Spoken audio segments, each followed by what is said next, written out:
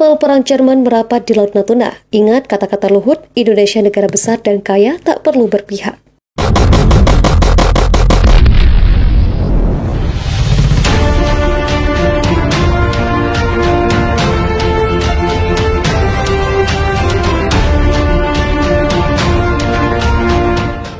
Perang di Laut Natuna atau lebih luas di Laut Cina Selatan jadi pembicaraan panas menyusul kunjungan Menlu Amerika Serikat dan kemunculan kapal perang Jerman di laut yang jadi sengketa negara-negara adik kuasa tersebut pada Rabu 15 Desember. Kapal perang Jerman itu berjenis frigate Bayern. Ini adalah kapal perang Jerman pertama yang melintasi Laut Cina Selatan sejak 2002, perairan yang dilalui 40% kapal-kapal dagang Eropa.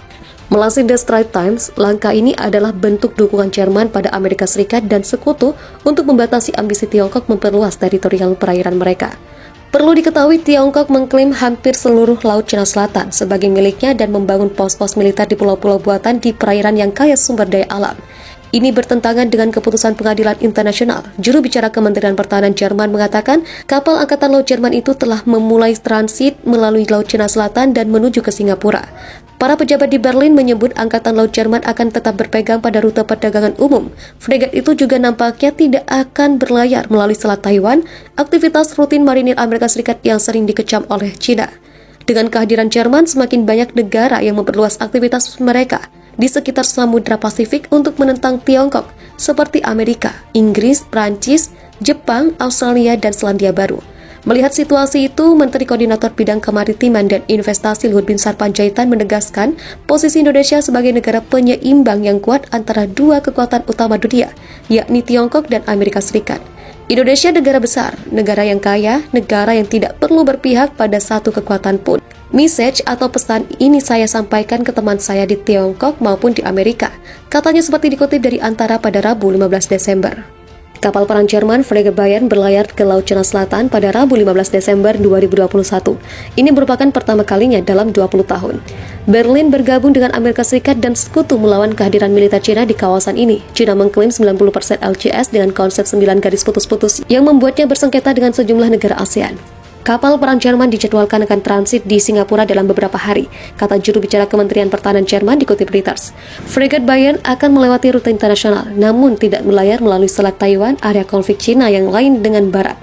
Jerman dikatakan ingin mempertegas fakta bahwa negara itu tidak menerima klaim teritori Cina di laut kaya minyak dan gas alam itu.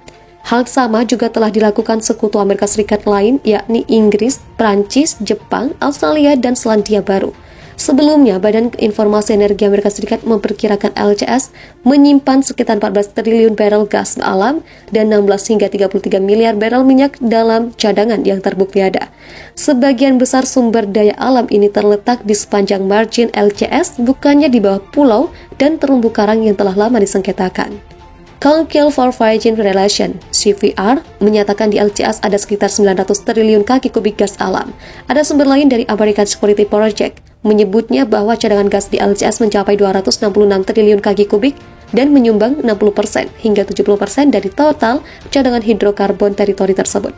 Amerika Serikat Sender tengah melakukan safari ke ASEAN. Menteri Luar Negeri Amerika Serikat Antony Blinken baru saja mengunjungi RI dan kini di Malaysia.